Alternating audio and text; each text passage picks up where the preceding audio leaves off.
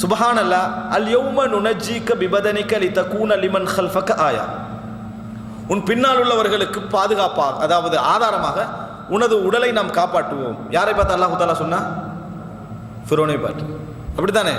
இன்றைக்கு அந்த வசனத்தை நம்புறதை விட எதை நம்புறோம்? எகிப்தில் முஸ்லிம்கள் எல்லாம் ஜியாரத்து செய்து கொண்டிருக்கிறார்களே ஃபிரௌனுடைய உடல், அதுதான் நம்புறோம். ஜியாரத்தான் எனக்கு பேர், ஜியாரத்தான் அரபுல என்ன சந்திப்பு, விசிட் பண்ணி கொண்டிருக்கிறோமே. எப்படி நபி அவர்களை ஜியாரத்து செய்யறதுக்கு இங்கே வாரமோ அதே மாதிரி போடுறாங்க ட்ராவல்ஸில். எகிப்து, மதீனா, ஃபிரௌனுடைய பொடியை விசிட் பண்ணிட்டு அடுத்தது என்ன, ரசூல் ஸல்லல்லாஹு அலைஹி வஸல்லம் அவருடைய பொடியையும் ரசூல் ஸல்லல்லாஹு அலைஹி வஸல்லம் உடலையும் விசிட் பண்ண போகிறாங்க. அப்படி செய்கிறாங்களா இல்லையா? எங்களுக்கு எப்பயாவது பிள்ளைன்னு விளங்கிச்சா? அது பிள்ளைன்னு விளங்கல. இது படிப்பினைக்காக போகிறோம். ஃபிரௌன உடலை படிப்பினை பெற்று இஸ்லாத்துக்கு வந்த யாராவது ஒரு ஆளிக்கிறாங்களா? படிப்பினைன்னு சொல்லி. ஆனால் எங்களோட மனசில் எந்த சிந்தனை எப்படி ஃபீல் பண்ணப்பட்டு இது ஃபிரௌனுடைய உடல்? என்ன ஆதாரம்? என்ன ஆதாரம்? எந்த விஞ்ஞானி இதை நிரூபிச்சா இது ஃபிரௌனுடைய உடல் என்று சொல்லி விளங்கிட்டா? எங்கே அது ப்ரூவ் பண்ணப்பட்டது? இதுதானா அந்த அல் குர்ஆன் சொல்லக்கூடிய விளக்கம்? ஓ, ஃபிரௌனுடைய உடலே இல்லைன்னு சொல்லிட்டார். நான் கேட்குறேன், 5000 வருஷம் இந்த வசனம் இறங்கக்கூட. ரசூல் ஸல்லல்லாஹு அலைஹி வஸல்லம் அவர்களுக்கு இந்த வசனம் இறங்குகிற நேரத்தில் 5000 வருடம். ஃபிரௌனோட உடலுக்கு இப்போ 100 வருஷம் இல்லை. விளங்கிட்டா? 5000தோட ஒரு 1000 கூட்டினீங்கன்னா எத்தனை? 6000 வருடம். அல் யௌம நுனஜ்ஜீக பிபதனிக லிதகூன லிமன் ஹல்ஃபக ஆயா.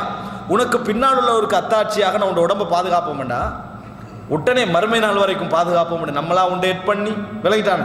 இதுதான் ஃபிரௌனோட உடல்ன்னு சொல்லி உண்டேட் பண்ணி இப்போ ஃபிரௌனோட தம்பியோ நானா மாட்டிக்கிறார் கடல்ல. விளங்கிட்டா? அதே மாதிரி ஒரு புதிய ஒரு பொடியோ என்ன செஞ்சு அகப்பட்டிருக்கிறது. இது யாராக இருக்கலாம்? ஃபராவோல எந்த லிஸ்ட்டில் இருக்கலாம் அப்படின்றது. இப்போ இன்னும் கொஞ்சம் பேர் கேள்வி, பிரமிட்டுக்குள்ள இருக்கக்கூடிய அப்போ 5000 சச்சம் அந்த உடலுக்கு மேலே இது அந்த ஃபாராவுஸுக்கு என்ன விளக்கம்? அதுவும் பாதுகாக்கப்பட்டு தானே இருக்குது. அதுக்கு என்ன விளக்கம்? அதுக்கு ஒரு தஃப்சீர். அது கெமிக்கலால் பாதுகாக்கப்பட்டிருக்கிறது. இதுக்கு பாதுகாக்கிற எப்படியா பாதுகாத்தானே இருக்குது. அதனை விளங்கணும். சுப்ஹானல்லாஹ். அன்புள்ள சகோதரர்களே, நாங்கள் என்ன புரிந்து கொள்ள வேண்டும் என்றால், ஏன் நம்மளோட சிந்தனைக்குள் இப்படி ஒரு ஹல்த், ஏன் இப்படி ஒரு குழப்பத்தை எல்லாம் உள்வாங்கிக் கொள்கிறோம்? எந்த ஒரு அறிவையும் குர்ஆன் சுன்னாவோடு நம்ம ரபத்து பண்ணாமல் எதையாக இருந்தாலும் எந்த சிந்தனை இப்படியெல்லாம் நம்ம குழப்பங்களை உள்வாக்கி கொள்கிற அளவுக்கு எங்களுக்கு என்ன நடந்தது இந்த காலத்தில்? கேட்டால் நம்மளை என்ன செய்வாங்க? பிற்போக்குவாதிகள் என்று சொன்னாலும் சொல்ல வாய்ப்பு இருக்கிறேன். நான் இருக்கிற நம்பிக்கை சரியா பிள்ளையாண்டெல்லாம் பார்க்கறது இல்லை.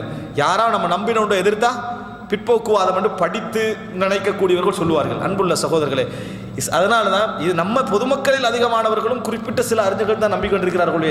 சவுதி அரேபியாவில் உள்ள எல்லா உலமாக்களும் அதை ஹுராபத்தை தான் எழுதிக்கிறாங்க. இது ஒரு ஹுராபத்து, போலியான நம்பிக்கை, இப்படி நம்பக்கூடாது. யார் அப்படி சொன்னது எங்களுக்கு? ஃபிரௌனுடைய உடலை நாம் பாதுகாப்போம் அல்லாஹ் தஆலா எப்படி சொன்னா அந்த வசனத்தை சரியாக விளங்கினோமா? இது உதாரணத்துக்கு நான் சொல்கிறேன். என் தலைப்பு இதல்ல. அல் யௌம நுனஜ்ஜீக